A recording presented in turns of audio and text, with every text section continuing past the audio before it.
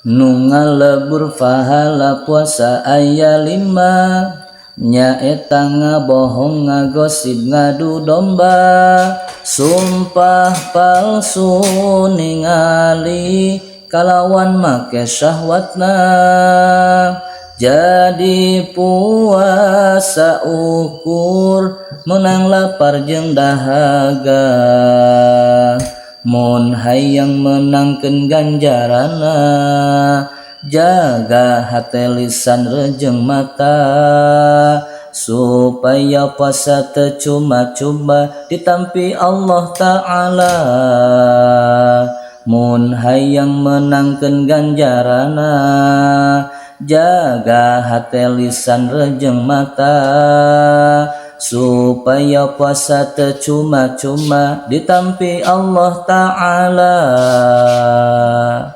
Amin ya Allah ya Rabbal Alamin.